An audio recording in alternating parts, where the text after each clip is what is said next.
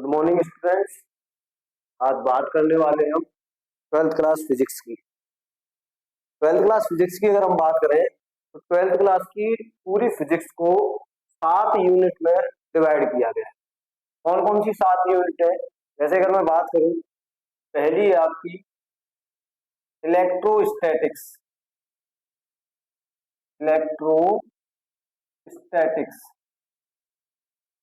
दूसरी जो यूनिट है अपनी वो है इलेक्ट्रो डायनामिक्स।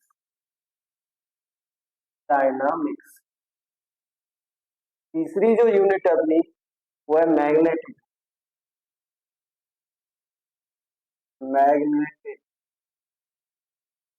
चौथी जो यूनिट है अपनी वो है इलेक्ट्रोमैग्नेट।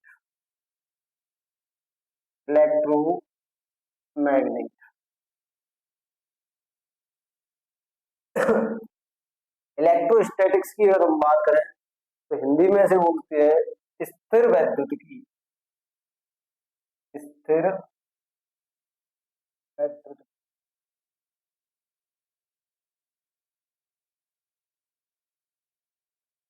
को हम बोलते हैं गतिक वैद्युत की। गतिक वैद्युत की।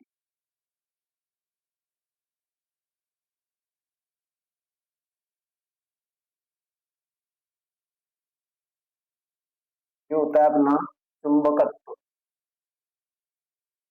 चुंबकत्व।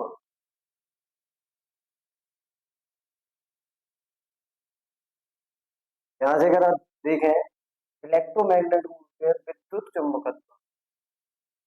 विद्युत चुंबकत्व।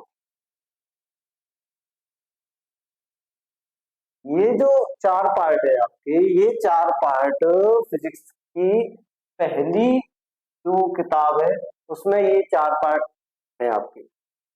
पांचवा जो पार्ट है वो आता है आपका ऑप्टिक्स। ऑप्टिक्स। ऑप्टिक्स। छठवां जो पार्ट है आपका वो आता है न्यूक्लियर फिजिक्स। Nuclear physics. और सातवां जो पार्ट है अपना, वो सातवां पार्ट है इलेक्ट्रॉनिक्स। इलेक्ट्रॉनिक्स। ऑप्टिक्स बोले तो प्रकाशिकी। प्रकाशिकी। न्यूक्लियर फिजिक्स यानी कि नाभिकीय नाभिकीय भौतिकी। नाभिकीय भौतिकी। और सातवां जो पार्ट है इसको बोलते हैं इलेक्ट्रॉनिकी। इलेक्ट्रॉनिकी। इस प्रकार से पूरी की पूरी ट्वेल्थ क्लास की जो फिजिक्स है उसको हमने कितने पार्टों में डिवाइड किया है? 7 पार्टों में। इसमें पहले ये जो 4 पार्ट है, ये 4 पार्ट आपकी फर्स्ट फिजिक्स में मिलेंगे, और ये जो 3 पार्ट है, ये 3 पार्ट मिलेंगे आपको सेकंड फिजिक्स में। बात कर लेते हैं कि इन 7 के 7 पार्टों में क्या क्या है, किस प्रकार से हमें इन 7 पार्टों में पढ़ना है। जैसे मैं बात करूं इलेक्ट्रोस्टैटिक्स की, तो इलेक्ट्रोस्टैटिक्स में हम पढ़ते क्या है? इलेक्ट्रोस्टैटिक्स में पढ़ते हैं हम रुके हुए आवेशों के कारण होने वाली परिघटनाओं के बारे में। जैसे मैं बात करूं वैद्युत बल की, जैसे मैं बात कर रहा हूं वैद्युत बल की बात करूंगा, मैं बात करूंगा वैद्युत क्षेत्र की। वैद्युत क्षेत्र। तो इस प्रकार की परिघटनाएं कि जहां रुका हुआ आवेश जो जो परिघटनाएं करता है, उन परिघटनाओं के बारे में हम पढ़ने वाले हैं टाइम है इलेक्ट्रोस्टैटिक्स। दूसरा पार्ट है अपना इलेक्ट्रोडायनामिक्स, यानी कि गतिशील आवेशों के कारण। तो गतिशील आवेश जो जो परिघटनाएं करती हैं, उन परिघटनाओं के बारे में हम पढ़ते हैं टाइम है इलेक्ट्रोडायनामिक्स में। तो इलेक्ट्रोडायनामिक्स में जैसे हम बात करेंगे वैद्युत विभव की। वैद्युत विभव की। विद्युत धारा की। विद्युत धारा की। इन परिघटनाओं के बारे में हम कहाँ पढ़ते हैं, इलेक्ट्रोडायनामिक्स। जैसे मैं बात करूं विद्युत बल यानी कि इलेक्ट्रिक फोर्स, विद्युत क्षेत्र यानी कि इलेक्ट्रिक फील्ड, जैसे मैं बात करूं विद्युत विभव, इलेक्ट्रिक पोटेंशियल, विद्युत धारा, इलेक्ट्रिक करंट। आगे मैं बात कर रहा हूं क्या में चुंबकत्व के बारे में। तो चुंबकत्व की परिघटनाएं, जैसे हम ये बोलते थे या पहले लोग ये मानते थे शुरुआत में कि पृथ्वी के अंदर एक विशाल चुंबक है जिसके कारण वो प्रत्येक चीज को अपनी ओर आकर्षित करती है। धीरे धीरे विकास हुआ, लोगों ने कहा नहीं, ऐसा संभव नहीं है, क्योंकि पृथ्वी के क्रोड़ का जो तापमान है वो लगभग 4 से 5,000 डिग्री सेल्सियस है, और इतने तापमान पे कोई भी ठोस पदार्थ पृथ्वी के अंदर नहीं रह सकता। जब नहीं रह सकता है तो हम ये भी कहते हैं कि पृथ्वी के अंदर कोई विशाल चुंबक नहीं है। क्या कारण है? तो उस चीज को हम 11वीं क्लास में गुरुत्वाकर्षण में हमने पढ़ा था कि पृथ्वी की आंतरिक गतियों के कारण ऐसा होता है कि पृथ्वी के अंदर आवेश उत्पन्न होते हैं, और उन्हीं आवेशों के कारण पृथ्वी पे चुंबकत्व का गुण उत्पन्न होता है, और उस चुंबकत्व के गुण को ही हम क्या बोलते हैं, गुरुत्वाकर्षण बोलते हैं। तो उन चीजों का अध्ययन हम कहाँ करने वाले हैं, चुंबकत्व में करने वाले हैं। अगला अपना आता है इलेक्ट्रोमैग्नेट, यानी विद्युत के द्वारा चुंबक उत्पन्न करना और चुंबक के द्वारा विद्युत उत्पन्न करना। जैसे इसका जो एग्जाम्पल होगा, मैं ये कह सकता हूँ विद्युत मोटर, विद्युत मोटर यहाँ पढ़ने वाले हम, विद्युत विद्युत जनरेटर, विद्युत जनरेटर, इन सारी चीजों के बारे में हम कहाँ पढ़ने वाले हैं, इलेक्ट्रोमैग्नेट में यानी विद्युत चुंबकत्व में। अगली जो यूनिट है अपनी वो है ऑप्टिक्स। ऑप्टिक्स को हम लोग क्या करते हैं बेटा जी, ऑप्टिक्स को हमने 4 पार्टों में डिवाइड किया हुआ है। ऑप्टिक्स को क्या करते हैं हम, सॉरी 4 नहीं 2 पार्टों में। एक तो है अपनी रे ऑप्टिक्स, रे ऑप्टिक्स, और दूसरी अपनी wave optics, wave wave optics. एक तो है रे ऑप्टिक्स और दूसरी अपनी वेव ऑप्टिक्स। तो रे ऑप्टिक्स को हम हिंदी में बोलते हैं किरण प्रकाशिकी, किरण प्रकाशिकी, और वेव ऑप्टिक्स को बोलते हैं तरंग प्रकाशिकी, तरंग प्रकाशिकी।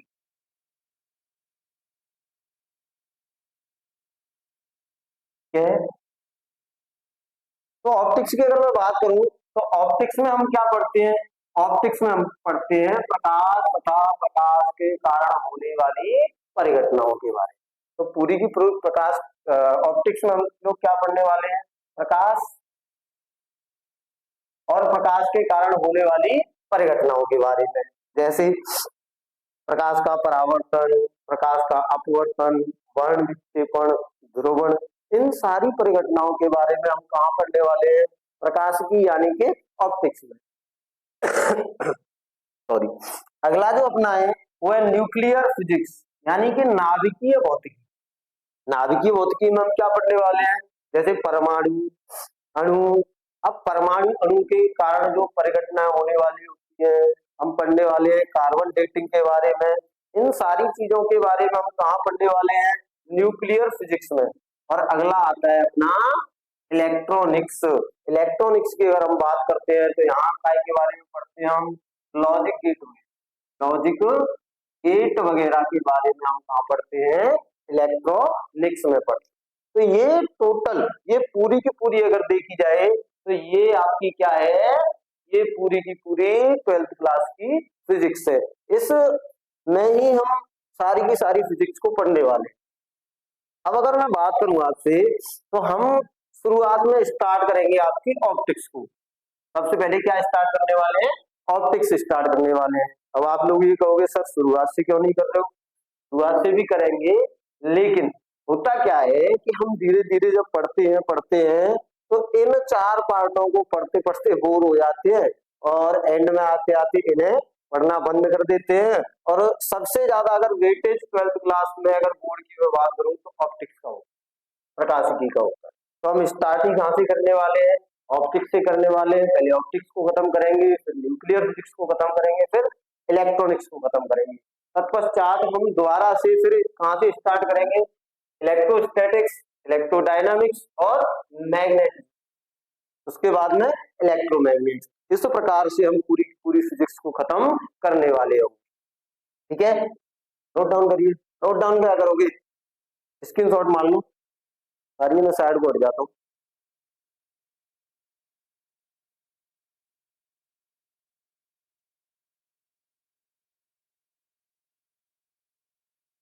हो गया बच्चों, चलिए आगे बात करते हैं।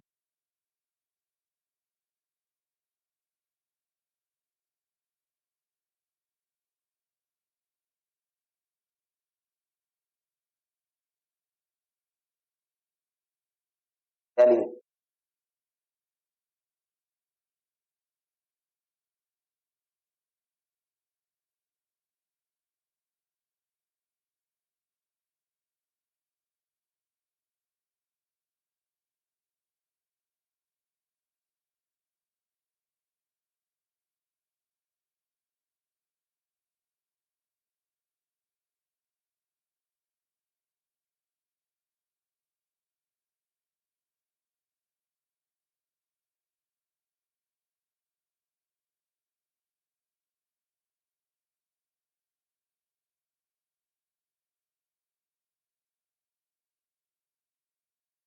चलिए आगे बात करते हैं हम गाइस की। स्टार्ट करते हैं आज अपनी ऑप्टिक्स।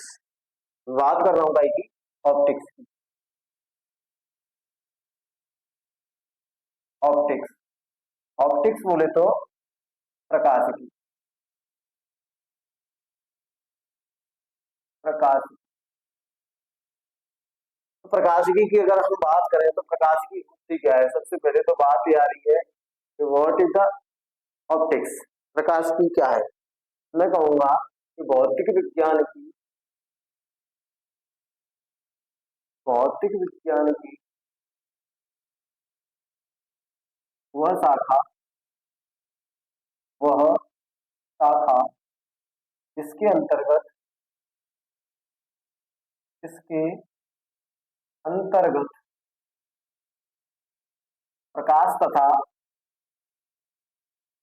प्रकाश तथा प्रकाश के कारण, प्रकाश के कारण होने वाली, होने वाली परिघटनाओं, होने वाली परिघटनाओं, परिघटनाओं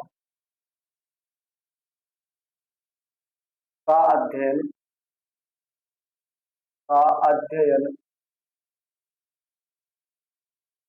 किया जाता है, किया जाता है, प्रकाशिकी कहलाती है। प्रकाशिकी कहलाती है,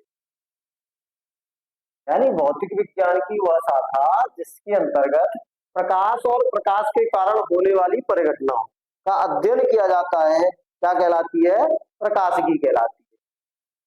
इंग्लिश में कहें तो branch of physics where study of light and light effects, that is called optics. तो यहां से हमने देखा कि इस प्रकार से हम ऑप्टिक्स की परिभाषा पढ़ते हैं। उसके बाद में अपना अगला जो टॉपिक आता है वो हम बात कर लेते हैं काई की, प्रकाश, क्योंकि भाई बात काई की हो रही है, प्रकाश की। प्रकाश बोले तो लाइट, प्रकाश बोले तो लाइट। मैं अगर बात कर लूं भाई यहाँ काई की बात हो रही थी, प्रकाश की, तो हमें प्रकाश भी तो पता होना चाहिए। तो मैं यहाँ से कह सकता हूँ कि प्रकाश क्या है, तो आप लोग कहेंगे कि सर प्रकाश एक प्रकार की ऊर्जा है जो वस्तुओं को दिखाने की संवेदना प्रकट करती है। यानी प्रकाश क्या है, एक प्रकार की ऊर्जा है। तो मैं यहां से कहूंगा कि प्रकाश एक प्रकार की, एक प्रकार की ऊर्जा है, ऊर्जा है जो वस्तुओं को जो वस्तुओं को दिखाने की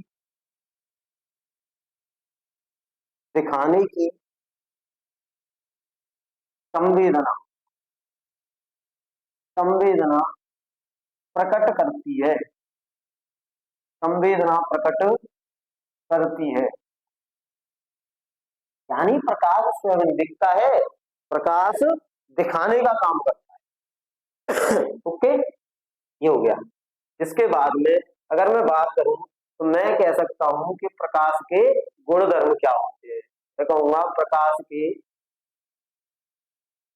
की गुणधर्म गुणधर्म भाई प्रकाश के बारे में पढ़ रहे हैं तो इसकी प्रॉपर्टीज भी तो हमें पता होनी चाहिए। तो यहां से अगर मैं कहूँ प्रकाश के गुणधर्म यानी प्रॉपर्टीज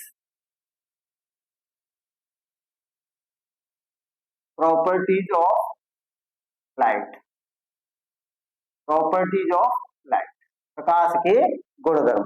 तो प्रकाश के गुणधर्म की अगर मैं बात करूं तो प्रकाश के क्या क्या गुणधर्म होते हैं, किस प्रकार का होता है प्रकाश, इन सारी चीजों के बारे में हम यहाँ पे पढ़ने वाले। जैसे अगर मैं बात करूं तो सबसे पहले अगर मैं बात करूंगा तो प्रकाश अदृश्य होता है। प्रकाश कैसा होता है, अदृश्य होता है, अर्थात प्रकाश को हम देख नहीं सकते परंतु प्रकाश हमें वस्तुओं को दिखाने में क्या करता है, मदद करता है। दूसरी अगर मैं बात करूं तो प्रकाश चमकदार पृष्ठों से वापस लौट के आता है। प्रकाश क्या करता है, चमकदार पृष्ठों से वापस लौट कर आता है, अर्थात प्रकाश का परावर्तन होता है। तीसरी बात की अगर मैं कहूं तो मैं कहूंगा प्रकाश एक सीधी रेखा में गमन करता है। सीधी रेखा में गमन का मतलब है सीधी रेखा में चलता है।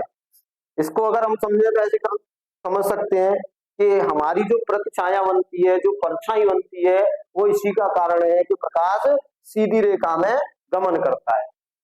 दूसरी बात, जब प्रकाश को हम किसी एक माध्यम से दूसरे माध्यम में लेकर जाते हैं तो प्रकाश अपने पथ से थोड़ा सा विचलित हो जाता है। मतलब कि जैसे मान लो कि ये मेरे पास पेन है और इस पेन को मैं कांच से भरे हुए जल में रख दूं, तो जैसे ही मैं इसको रखूंगा तो आप देखेंगे कि ये थोड़ा सा मुड़ा हुआ प्रतीत होता है।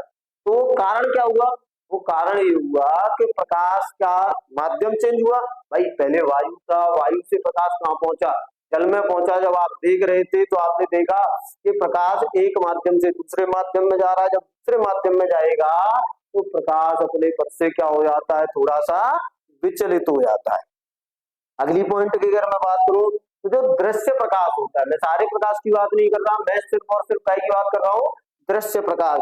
तो दृश्य प्रकाश की जो तरंग दैर्घ्य होती है वो होती है 4000 से 8000 डिग्री सेल्सियस, सॉरी एंगस्ट्रॉम, क्षमा, डिग्री सेल्सियस नहीं, एंगस्ट्रॉम।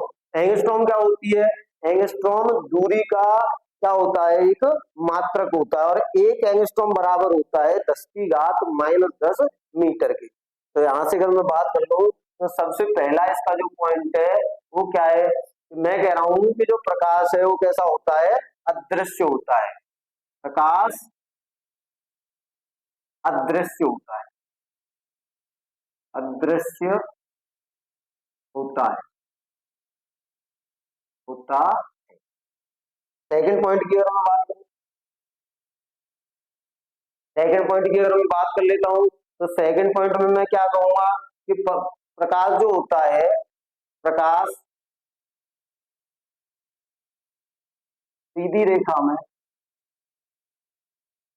सीधी रेखा में, रेखा में गमन करता है, गमन करता है। तीसरे पॉइंट की अगर मैं बात करूं तो मैं कहूंगा कि प्रकाश प्रकाश चमकदार चमकदार पृष्ठों से, पृष्ठों से क्या होता है, परावर्तित, परावर्तित होता है, होता है। चौथे पॉइंट की अगर मैं बात कर लूं तो माध्यम, माध्यम ऐसे कह सकते हैं इसको, प्रकाश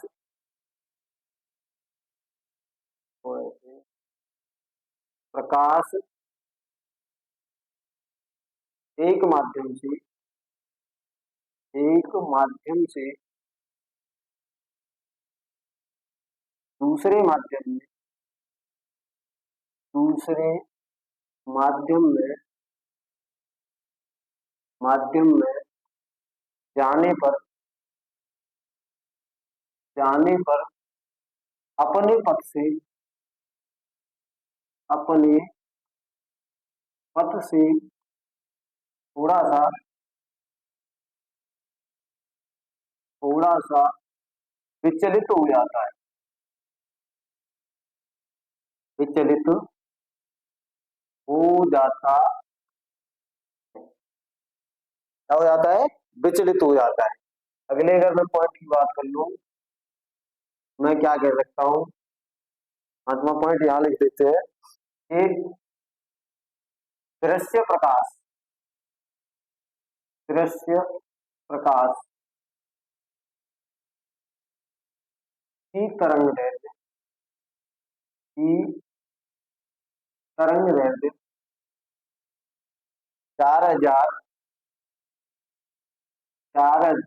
एंगस्ट्रॉम से 8000 एंगस्ट्रॉम तक होती है, तक होती है।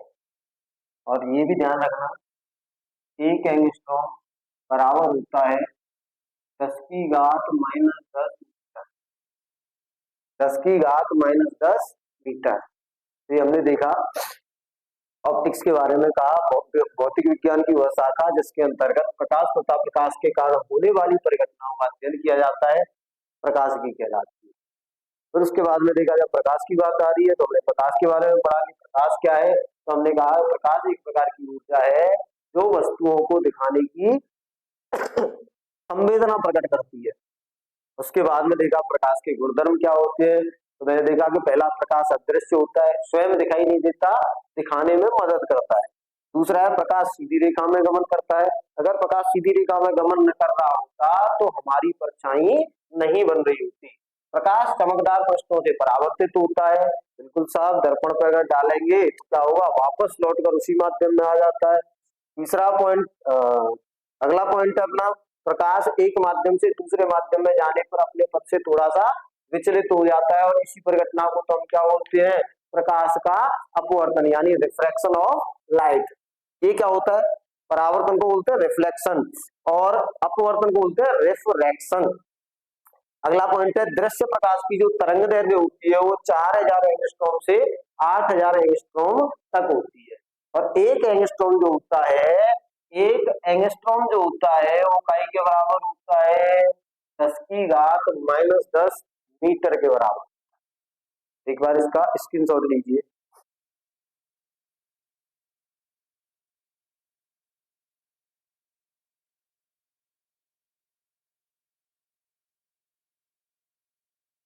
अगले पॉइंट की बात कर लेते हैं।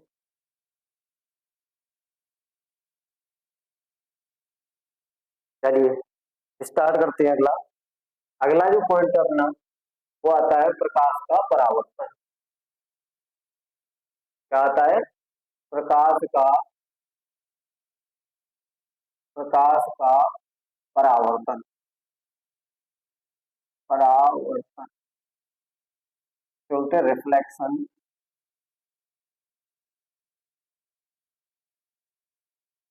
Reflection of light, reflection of light, प्रकाश का परावर्तन।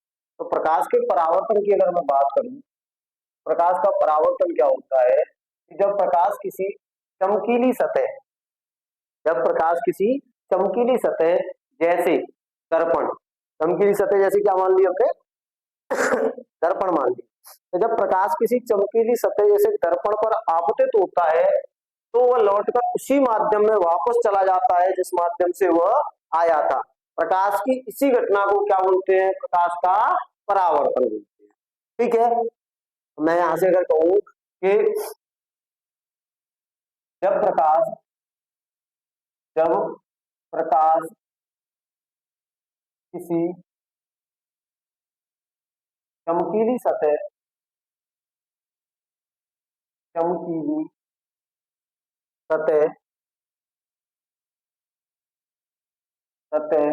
जैसे जैसे दर्पण जैसे दर्पण पर आपतित होता है, आपतित आपतित मतलब आता है, आपतित होता है, तो वह लौटकर तो वह लौटकर तो वह लौटकर उसी माध्यम में उसी माध्यम में उसी माध्यम में चला जाता है चला जाता है जिस माध्यम से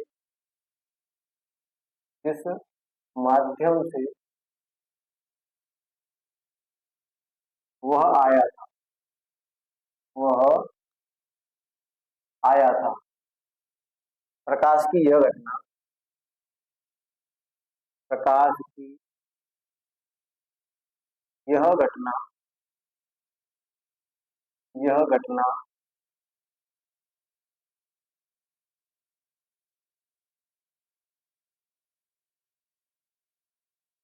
प्रकाश की यह घटना प्रकाश का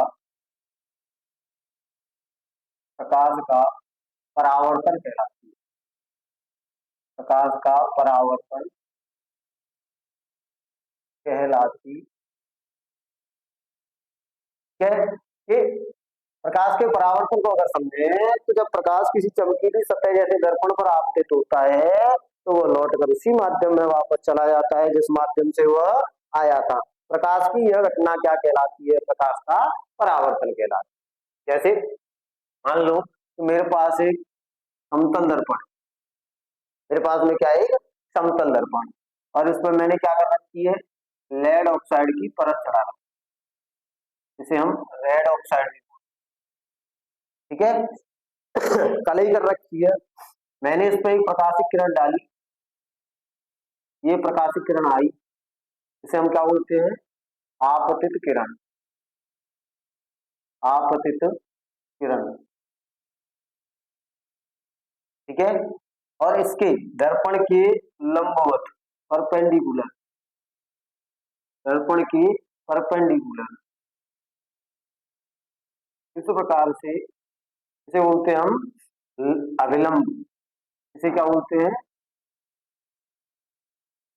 अभिलंब।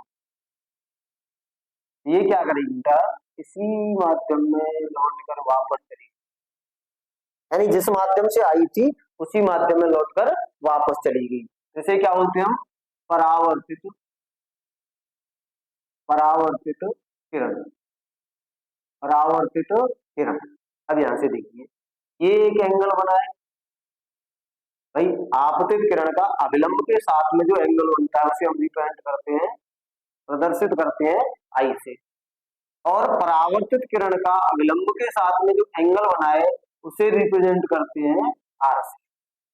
तो इस प्रकार से ये एक दर्पण है, इस दर्पण पे एक प्रकाशिक किरण आई और आने के बाद में ये परावर्तित होकर लौटकर उसी माध्यम में चली गई जिस माध्यम से यह आई थी। ये घटना क्या कहलाएगी? प्रकाश का परावर्तन कहलाएगी। ठीक है, करिए एक बार स्क्रीनशॉट मारिए।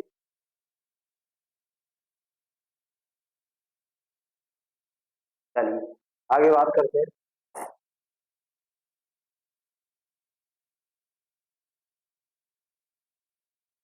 आगे हम लोग बात कर रहे हैं आगे हम। मैं कह रहा हूं कि प्रकाश के परावर्तन के गुणधर्म। परावर्तन के गुणधर्म कह लो या फिर नियम कह लो, परावर्तन के नियम,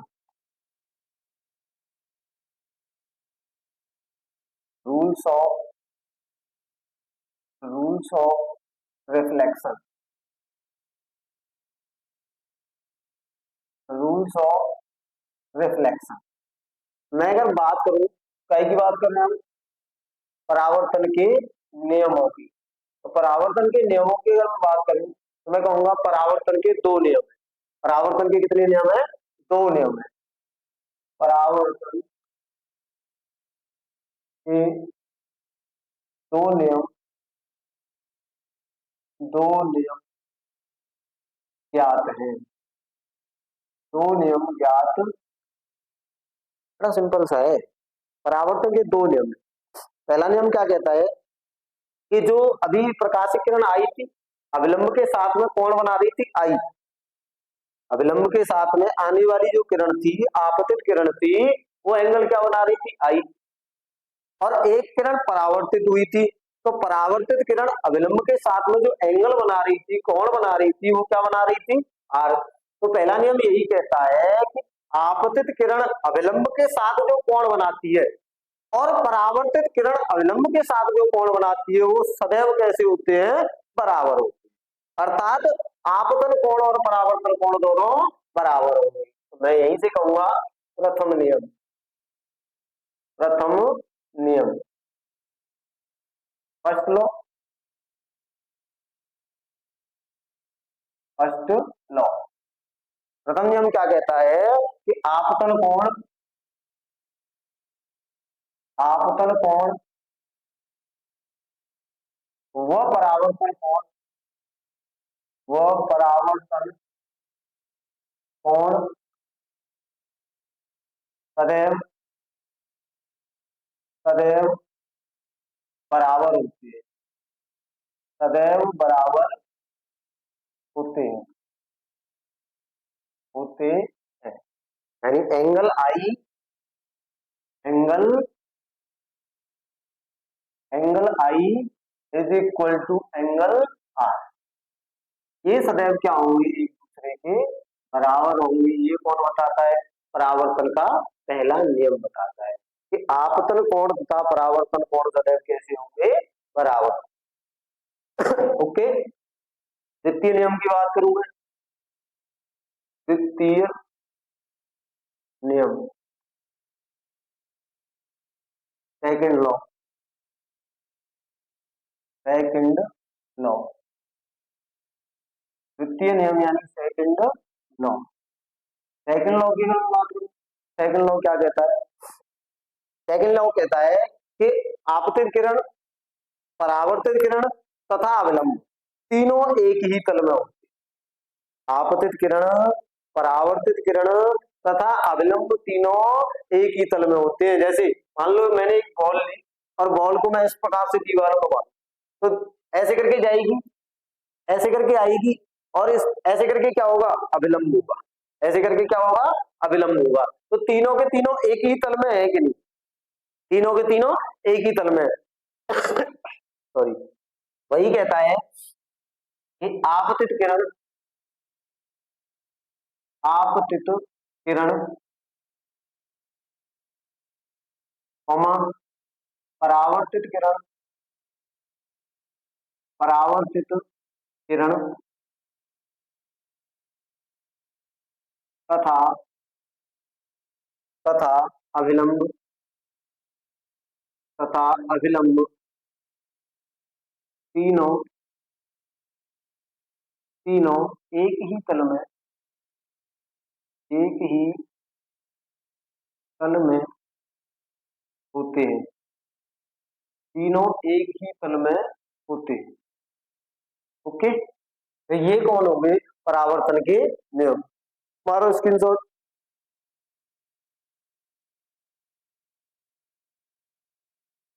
हो गया। अब हम बात कर लेते हैं, भाई परावर्तन हो रहा है तो परावर्तन का ही होता है, दर्पण पे होता है। तो हम बात कहीं करेंगे अब दर्पण की बात। ठीक है। मैं बात कर रहा हूं अगला जो अपना टॉपिक आता है ऑप्टिक्स का, वो आता है दर्पण, और दर्पण बोले तो मिरर, दर्पण बोले तो मिरर। ठीक है, बात कहीं कर रहा हूं दर्पण की, दर्पण यानी कि मिरर। मैं कहूंगा कि जब किसी कांच की एक सतह पर रेड ऑक्साइड की परत चढ़ा दी जाती है तो क्या प्राप्त होता है? दर्पण प्राप्त होता है। तो मैं कहूंगा कि जब जब कांच की जब कांच की एक सतह पर एक सतह पर कलई कलई और कलई कैसी होती है? Red oxide, red oxide. ठीक है, कलई कर दी जाती है, कर दी जाती है तो तो दर्पण प्राप्त होता है, दर्पण प्राप्त होता है, दर्पण प्राप्त होता है। ठीक है, और जो दर्पण होते हैं जी वो दो प्रकार के होते हैं। मैं यहां से कहूंगा दर्पण दो प्रकार के, दो प्रकार के होते हैं। दर्पण कितने प्रकार के होते हैं? दो प्रकार के होते हैं सब दर्पण। कौन कौन से? पहला तो जो होता है वो होता है समतल दर्पण। पहला जो दर्पण होता है वो कौन सा होता है? समतल दर्पण होता है। ठीक है, दूसरा जो होता है, दूसरा जो दर्पण है अपना, वो कौन सा होता है? वो होता है गोलीय दर्पण, गोलीय दर्पण। तो एक तो हो गया अपना समतल दर्पण, और एक कौन सा हो गया अपना? गोलीय दर्पण हो गया। ठीक है जी, समतल दर्पण को क्या बोलेंगे? इसको बोलेंगे प्लेन मिरर, प्लेन मिरर। और ये जो होता है इसे बोलते हैं spherical, spherical mirror, spherical mirror. Okay, तो दर्पण कितने प्रकार के होते हैं जी? दो प्रकार के होते हैं। एक तो होता है अपना समतल दर्पण और एक होता है अपना गोलीय दर्पण।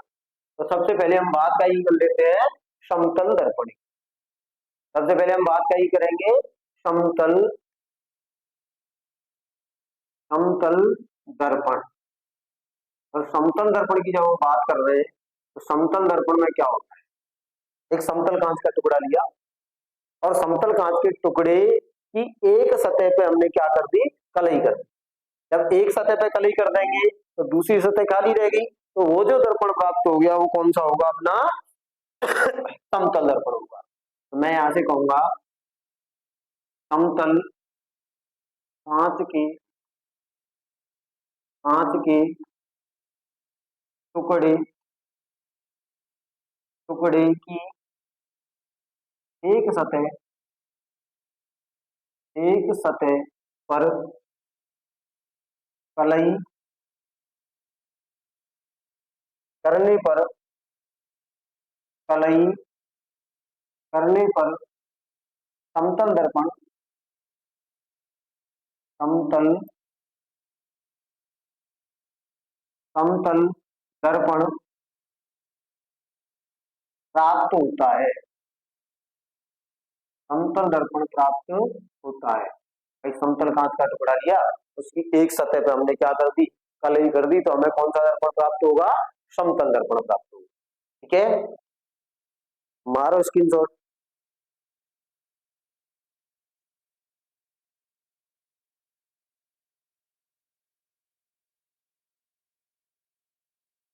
चलिए अगली हम बात कर लेते हैं काई की? गोलीय दर्पण की। काई की बात कर लेते हैं? गोलीय दर्पण। सेकंड अपना जो है वो कौन सा है? गोलीय दर्पण, गोलीय दर्पण यानी स्फेरिकल मिरर। गोलीय दर्पण की अगर हम बात करेंगे तो गोलीय दर्पण में हम क्या कहेंगे? अयो गोलीय दर्पण की अगर हम बात करेंगे तो मैं क्या करूंगा, मैंने क्या किया, खोखला कांच का गोला था और इस गोले को दो भागों में काट दिया, इस गोले को क्या कर दिया, दो भागों में काट दिया।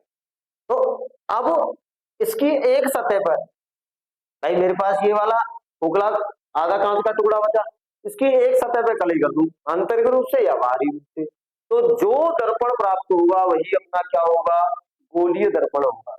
तो मैं कहूंगा खोखले खोखले कांच के खोखले कांच के गोले गोले को काटकर उसकी उसकी एक सतह पर पर कलई करने पर क्या प्राप्त होता है, गोलीय दर्पण, गोलीय, हाँ जी ऊपर आओ,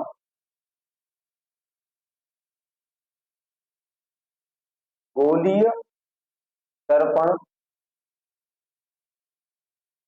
प्राप्त होता है, गोलीय दर्पण प्राप्त होता है। ठीक है, गोलीय दर्पण दो प्रकार के, गोलीय दर्पण दो प्रकार के दो प्रकार के होते हैं, होते गोलीय दर्पण कितने प्रकार के होते हैं, दो प्रकार के। ठीक है, गोलीय दर्पण कितने प्रकार के होते हैं, अपने दो प्रकार के होते हैं। पहला तो होता है अवतल दर्पण, अवतल दर्पण, और दूसरा होता है अपना उत्तल दर्पण, उत्तल दर्पण। एक तो होता है अवतल दर्पण और एक होता है अपना उत्तल दर्पण। गोलीय दर्पण कितने प्रकार के हो गए, दो प्रकार के, एक तो हो गया अवतल दर्पण और एक हो गया उत्तल दर्पण। अवतल दर्पण को बोलते हैं concave, concave mirror, concave mirror. ठीक है, और उत्तल दर्पण को क्या बोलते हैं, कॉन्वेक्स, कॉन्वेक्स मिरर। एक तो हो गया कॉनकेव मिरर और दूसरा हो गया कॉन्वेक्स मिरर। देखिए अवतल दर्पण की बात करें तो अवतल दर्पण में क्या होता है कि मैंने जो खोखला कांच का गोला काटा था उसके बाहरी भाग पर अगर कलई कर दूं, कौन से भाग पे, बाहरी भाग पे अगर मैं कलई कर दूं तो कौन सा दर्पण प्राप्त होगा, अवतल दर्पण प्राप्त होगा। मैं यहां से कहूंगा खोखले खोखले कटे हुए कटे हुए कटे हुए कांच के टुकड़े की बाहरी सतह पर बाहरी सतह पर कलई करने कलई करने पर कलई करने पर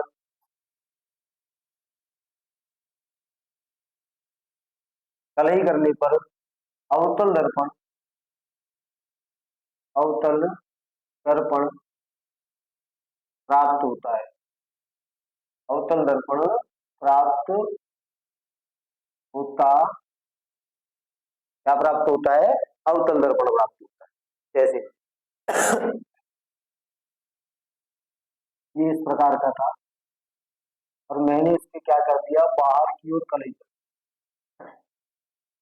ये जो दर्पण प्राप्त हुआ है इस दर्पण को हम क्या बोलते हैं, अवतल दर्पण बोलेंगे, इसको अवतल दर्पण बोलेंगे। अगला जो है वो है अपना उत्तल दर्पण। उत्तल दर्पण की अगर मैं बात करूं तो उत्तल दर्पण इस पर बाहर की ओर कलई की है, उत्तल दर्पण में आंतरिक भाग में। तो मैं ये कहूंगा खोखले खोखले कटे हुए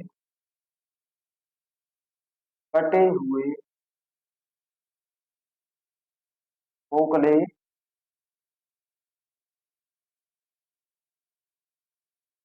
खोखले कटे हुए कांच के टुकड़े टुकड़े की आंतरिक सतह सतह सतह पर कलई करने पर उत्तल दर्पण उत्तल उत्तल दर्पण प्राप्त होता है। उत्तल दर्पण प्राप्त होता है। ठीक है, जैसे ये कटा हुआ भाग है और इस कटे हुए भाग के आंतरिक सतह पे मैंने क्या कर दी, कलई कर दी। अगर कलई कर दी तो ये जो दर्पण प्राप्त हुआ है, इस दर्पण को ही हम क्या बोलते हैं, उत्तल दर्पण बोलते हैं। क्या बोलते हैं, उत्तल दर्पण। तो इस प्रकार से गोलीय दर्पण दो प्रकार के हो गए, एक तो अवतल दर्पण और दूसरा उत्तल दर्पण। क्लियर है, करिए हमारी स्क्रीन शॉट।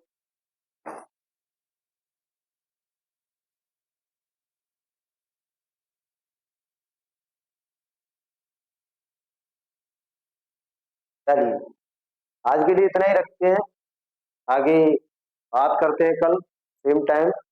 और फिजिक्स को इसी प्रकार से आराम से आगे बढ़ाते हुए थोड़ा इंटरेस्टिंग और बनाने की कोशिश करेंगे। अच्छा सब्जेक्ट है फिजिक्स। चलिए कल बात करते हैं।